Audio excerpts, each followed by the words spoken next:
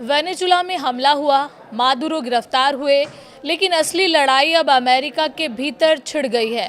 क्या राष्ट्रपति ट्रंप की जंग की ताकत पर अब उनकी ही सीनेट लगाम कसने जा रही है? नमस्कार, आप देख रहे हैं न्यूज़ 18 राजस्थान का डिजिटल चैनल और आपके साथ मैं हूं वंदना त्यागी।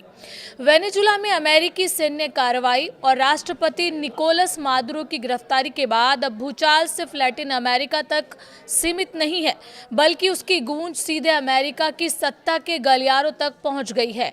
जिस कार्रवाई को राष्ट्रपति डोनाल्ड ट्रंप ने राष्ट्रीय सुरक्षा का नाम पर अंजाम दिया, उसी पर अब अमेरिकी संसद सवाल उठा रही है। हालात इतने बदल चुके हैं कि अमेरिकी सीनेट ने राष्ट्रपति की युद्ध शक्तियों पर लगाम लगाने की दिशा में बड़ा कदम बढ़ा दिया है। गुरुवार यानी 8 जनवरी 2026 को अमेरिकी सीनेट में हुए अहम मतदान में 52 सांसदों ने उस प्रस्ताव के पक्ष में वोट किया जो वेनेजुला के खिलाफ भविष्य में किसी भी सैन्य कार्रवाई से पहले राष्ट्रपति को कांग्रेस की मंजूरी लेने के लिए बाध्य करेगा। 47 सांसदों ने इसका विरोध किया।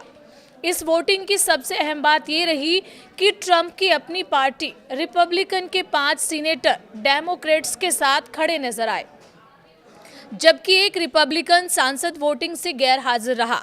ये संकेत साफ है कि राष्ट्रपति की सैन्य नीति को लेकर असंतोष अब पार्टी की सीमाएं लांघ रहा है।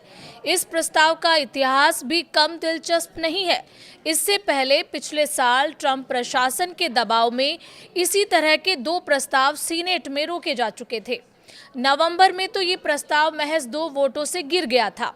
उस वक्त ट्रंप प्रशासन का दावा था कि वेनेजुला में सत्ता परिवर्तन या बड़े सैन्य हमले की कोई योजना नहीं है, लेकिन मादुरो की गिरफ्तारी और उसके बाद हुए घटनाक्रम ने कई सांसदों को ये सोचने पर मजबूर कर दिया कि कांग्रेस को पूरी जानकारी नहीं दी गई थी।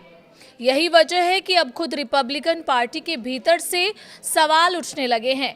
इस प्रस्ताव के सह प्रस्तावक रिपब्लिकन सीनेटर रैड पॉल ने साफ कहा है कि उनकी पार्टी के कई नेता राष्ट्रपति की सैन्य शक्तियों को लेकर असहज हैं। उनके साथ डेमोक्रेट सीनेटर टिम केन भी इस प्रस्ताव का नेतृत्व कर रहे हैं। दोनों सीनेटर विदेश संबंध समिति के सदस्य हैं और लंबे समय से ये मांग करते रहे हैं कि युद्ध जैसे फैसलों में कांग्रेस की भूमिका कमजोर नहीं होनी चाहिए। प्रस्ताव के समर्थन में वोट देने वाले रिपब्लिकन सीनेटरों के नाम भी इस कहानी को और वजन देते हैं।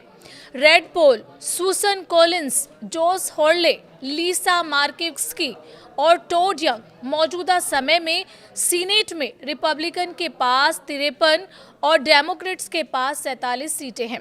ऐसे में पार्टी लाइन तोड़कर दिया गया ये समर्थन ट्रंप के लिए बड़ा राजनीतिक झटका माना जा रहा है। इस झटके के बाद राष्ट्रपति डोनाल्ड ट्रंप का गुस्सा भी खुलकर सामने आ गया है। ट्रंप ने ट्रुथ सोशल पर एक तीखे पोस्ट के जरिए अपनी प्रतिक्रिया इन 5 सीनेटरों पर हमला बोलकर दी। उन्होंने आरोप लगाया कि नेताओं ने डेमोक्रेट्स के साथ मिलकर राष्ट्रपति की सैन्य शक्तियों को कमजोर करने की कोशिश की है, जिससे अमेरिका की राष्ट्रीय सुरक्षा खतरे में पड़ सकती है। ट्रंप ने ये तक लिख दिया कि रिपब्लिकन पार्टी को उन सीनेटरों पर शर्म आनी चाहिए जिन्होंने उनके खिलाफ वोट किया। कुल मिलाकर वेनेजुला में की गई सैन्य कार्रवाई अब सिर्फ विदेश नीति तक मुद्दा नहीं रह गई है।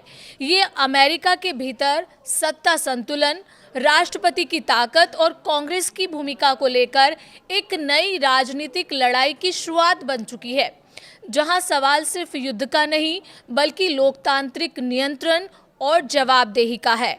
इस पूरे मसले पर आपकी क्या राय है? कमेंट करके ज़रूर बताएं और चैनल पर नए हैं तो सब्सक्राइब करना बिल्कुल ना भूलें।